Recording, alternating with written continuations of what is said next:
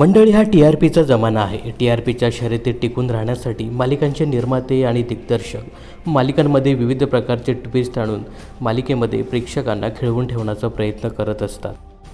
सध्या टी-आर-पीच्या छोट्याशा आकड्यावर मालिकेचं भविष्य ठरवलं जात आहे.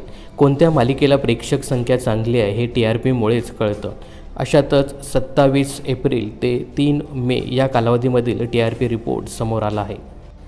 या रिपोर्टनुसार निलेश साबळेच्या नव्यानं दाखल झालेल्या हसता येईना हसायलाच पाहिजे या मालिकेला चांगला टी-आर-पी मिळालेला दिसतोय. तर गेल्या काही महिन्यापासून वाहिन्यांवर नवनवीन मालिका प्रेक्षकांच्या भेटीला येत आहे. काही दिवसापूर्वीच कलर्स मराठीवर डॉक्टर निलेश साबळे, भाऊ कदम आणि ओंकार भोजने यांचा हसता येईना हसायलाच पाहिजे हा नवा कोरा कार्यक्रम प्रेक्षकांच्या भेटीला आला. अल्पावधीतच या नव्या कार्यक्रमाला प्रेक्षकांचा चांगला प्रतिसाद मिळतोय.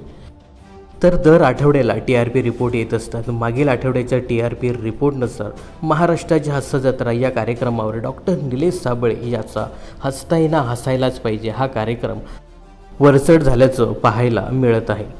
तर मागील आठवड्याच्या टी-आर-पी रिपोर्टमध्ये महाराष्ट्राची हास्य जत्रापेक्षा जास्त टी-आर-पी हसता येईना हसायलाच पाहिजे या कार्यक्रमाला मिळाला आहे.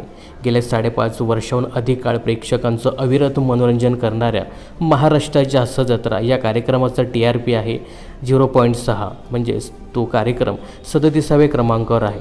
तर निलेश साबळेचा नव्यानं दाखल झालेला हसता येईना हसायलाच पाहिजे हा कार्यक्रम 32व्या स्थानावर असून या कार्यक्रमाची रेटिंग आहे 1.0.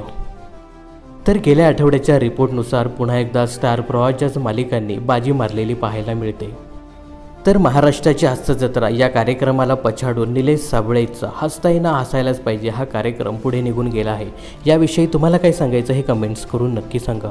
मनोरंजन क्षेत्रातील अशाच फिल्मी अपडेट्स जाणून घेण्यासाठी चॅनलला सबस्क्राईब आणि फॉलो करायला विसरू नका.